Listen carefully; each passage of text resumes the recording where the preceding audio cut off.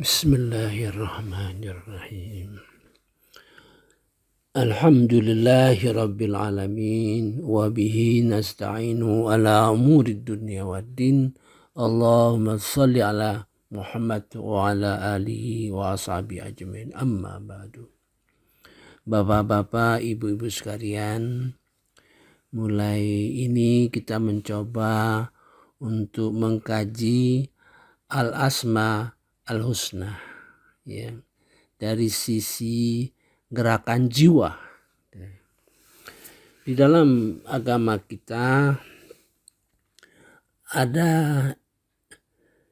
suatu ayat, ya, di dalam surah Al-A'raf ayat 172, yaitu mengenai fitrah manusia. Bersaksi Allah itu Tuhan, dan ditegaskan kembali dalam surah Ar-Rum 30, yaitu menegaskan kembali fitrah kepada agama yang lurus. Panggilan buat kita bisa kuat, ya, bisa terang, bisa lemah, bisa redup. Panggilan hati kita mengenai fitrah kejadian manusia. Bisa saja kita tidak peduli terhadap agama, kita anggap enteng, lalai semasa hidup kita. Namun paling tidak jelang kematian, waktu kita mau sakaratul maut, yaitu menjelang kematian, fitrah keagamaan muncul sedemikian jelas dan kuat.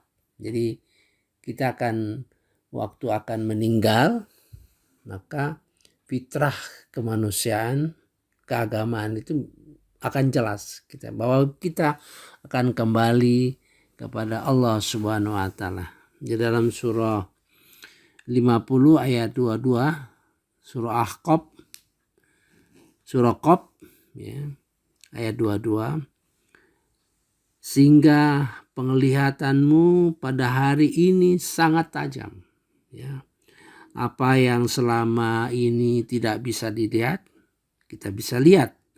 Saya bisa lihat malaikat, setan. Nah, disinilah waktu kondisi sangat gembira, begitu juga sangat sedih. Sangat gembira bagi orang-orang yang beriman, sangat sedih bagi orang-orang yang lalai, ya. Apa yang ada dalam jiwa seperti rasa takut, harap, cemas, cinta, setia, pengagungan, pensucian, dan lain-lain menghiasi jiwa manusia. Jadi jiwa manusia itu akan dihiasi oleh rasa takut, ya, rasa harap, rasa cemas, cinta, setia, pengagungan, dan pensucian, ya. Contoh pengalaman sekarang ini, ya, COVID-19 ini sudah hampir 2 tahun, ya, dalam situasi yang mencekam. Rasakan bagaimana ragam rasa yang kita rasakan sekarang ini. Akhirnya kita mengucapkan, ya Tuhan, ya Allah, gitu. Dalam surah Ar-Rum ayat 54, Allah menegaskan, Allah lah yang menciptakan kamu dari keadaan lemah, kemudian jadi kuat, lalu lemah dan beruban, ya, seperti bayi kita lemah, dewasa kuat, tua lemah dan beruban. Betapapun kuatnya manusia berkuasa, pasti alami rasa takut. Walaupun dia jenderal, katakan, ya, tentu pasti ada rasa takut, cemas, gelisah, dan butuh sesuatu, ya. sesuatu yang dapat menghilangkan ketakutan, kecemasan. Mungkin pada awalnya terhadap makhluk, ya, makhluk kita takut sama makhluk, ya. Makhluk apakah manusia ataukah jin, katakan, ya, untuk bersandar segala harapan.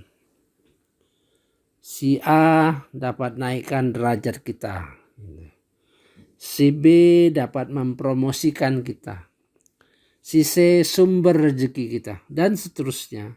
Karena tidak bertauhid kepada Allah, pasti temukan kekecewaan, ya. Apapun harapan kita kepada manusia, pasti pada akhirnya akan menemukan kekecewaan. Akhirnya kita akan mencari kekuatan di luar alam. Itulah Tuhan yang sandang, ya, beragam nama. Nah, itulah Tuhan yang mempunyai berbagai nama, ya. Kita diciptakan silih berganti, lemah, kuat, lemah, beruban, mata rabut, gigi lepas, kulit keriput, darah tinggi, dan lain-lain. Ya, itulah siklus kejadian orang per orang. Tapi bagi manusia yang cerdas, ya, cepat merasakan kebutuhan dekat dengan penciptanya, ya. Kebutuhan dekat dengan penciptanya, ya. Jika kita bergaul dengan seseorang, tentulah kita tahu siapa dia, sifat-sifatnya, bahkan jika lebih lama lagi akan kenal kesenangan dan kesukaannya. Nah, demikian juga dengan Tuhan yang diyakini. Dia menciptakan kita, kita sembah, sudah sepatutnya kita kenal dengan Allah Subhanahu wa Ta'ala. Mengenal, melihat Tuhan pada hakikatnya hanya melalui wujud yang terhampar di bumi dan terbentang di langit, ya. Jadi mengenal Tuhan, melihat Tuhan pada hakikatnya hanya melalui wujud yang terhampar di bumi dan terbentang di langit, memerlukan pandangan hati yang tajam, akal yang cerdas, kolbu yang bersih. Itulah alat bisa melihat wujud Allah Subhanahu wa Ta'ala melalui apa yang terbentang di langit dan di bumi, ya. Banyak usaha yang telah dilakukan oleh orang-orang pandai untuk tahu tentang Tuhan. Tetapi bagi kita cukuplah Al-Quran dan Nabi Muhammad SAW. Al-Quran mengenalkan Tuhan. Al-Quran mengenalkan Tuhan, yaitu antara lain dengan bahasa yang dimengerti manusia, ya. Tuhan menciptakan alam, langit dan bumi dengan segala isinya, dengan dialog antara manusia dan alam. Lihat langit, laut, sungai, bukit, dan gunung. Tentu kita merasakan, iya, tentu ada yang ciptakan. Tidak mungkin dia terjadi dengan sendirinya. Namun ada pikiran juga bahwa alam itu terjadi dengan sendirinya. Tuhan tidak ada, yaitu paham komunis, ya.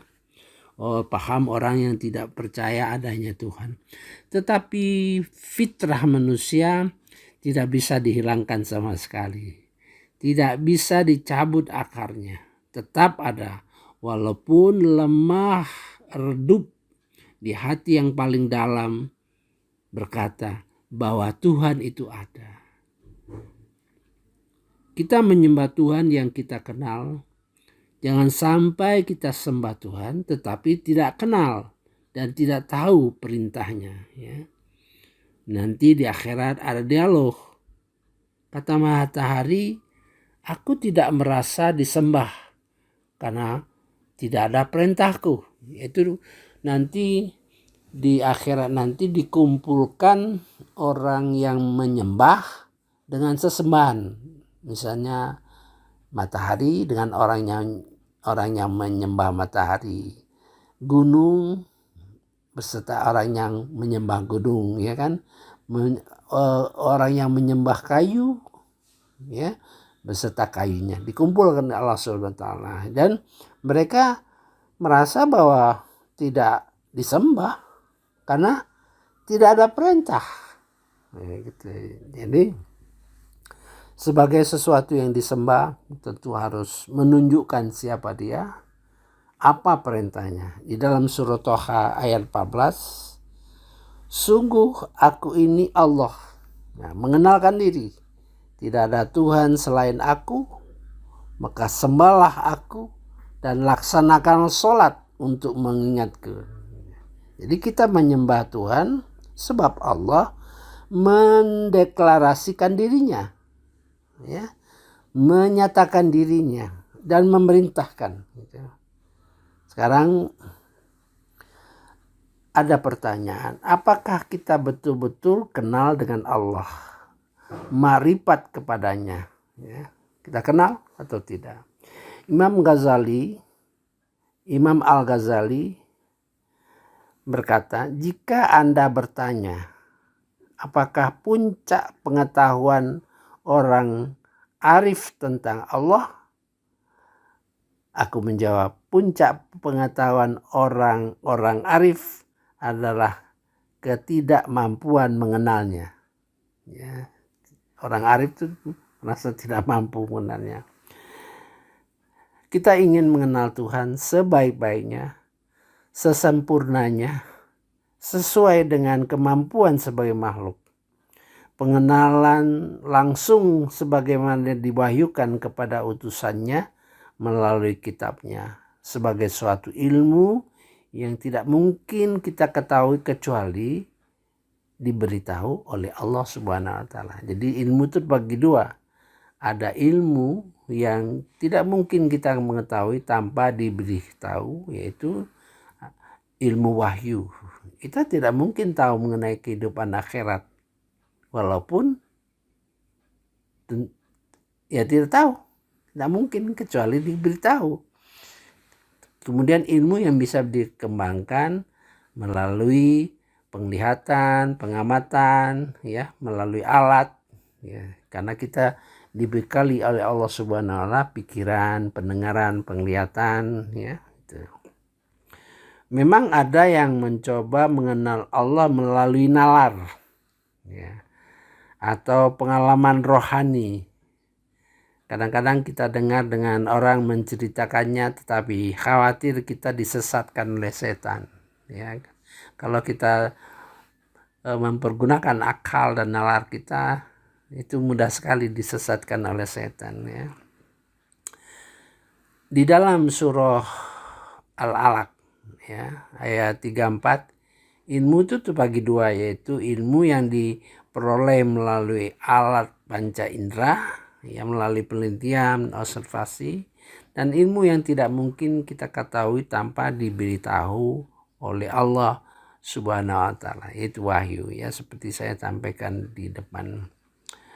Apa yang diwahyukan itu harus sambung dengan ilmu yang kita peroleh di dunia, ya. Apa yang diwahyukan itu harus sambung dengan ilmu yang kita peroleh di dunia dengan tingkat keyakinan yang tinggi, misalnya tentang akhirat. Dari wahyu dan ajaran Nabi itu bersambung dengan ilmu kita berdasarkan fakta bahwa setiap orang akan mati, ya, setiap orang akan mati. Jadi sesudah mati kemana? Nah, gitu, ya. Itulah ilmu akhirat. Kita tidak tahu, tidak ada empirisnya, ya. Tetapi kalau ditanya mengapa si A nanti, ya, apa yang akan dilakukan, setelah mati? Tidak tahu, kecuali diberitahu ya.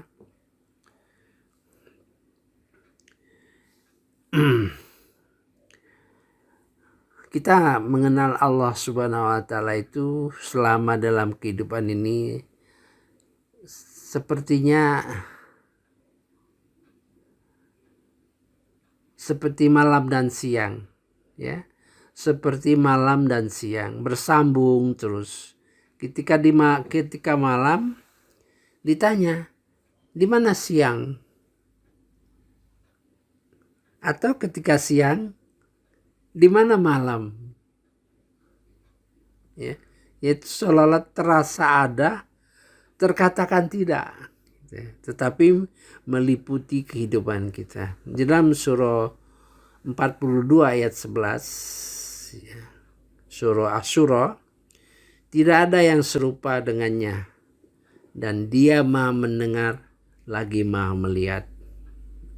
Walau Al-Quran kenalkan antara lain ya bahwa Tuhan serba maha, maha esa, maha pengasih, namun kita akan kenal Allah dengan lebih baik dengan jadikan diri kita berbudi, dengan meneladani sifat-sifatnya yang agung. Hidup dengan sifat-sifatnya agung seperti kedudukan dan kemampuan kita sebagai makhluk. Allah mendengar, tapi makhluk juga. Allah maha mendengar, makhluk mendengar. Allah maha pengasih, makhluk kasih. Rasakan adanya Tuhan dengan merasakan sifatnya yang mengalir dalam diri kita sebagai makhluk. Ya, kita merasakan Allah itu kasih, maha pengasih. Kita pun bersifat kasih. Terbayang kita punya sifat kasih sayang, apalagi Allah tak terukur oleh kita.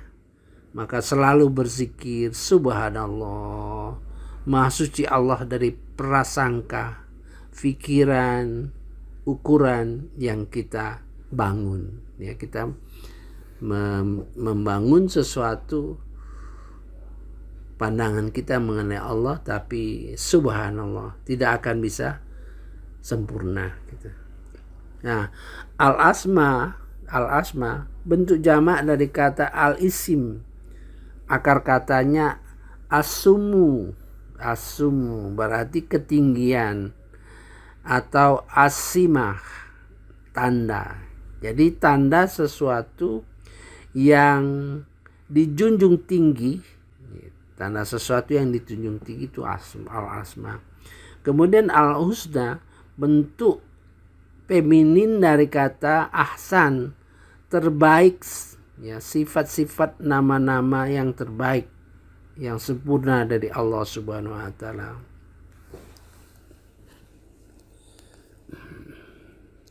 Kita lanjutkan.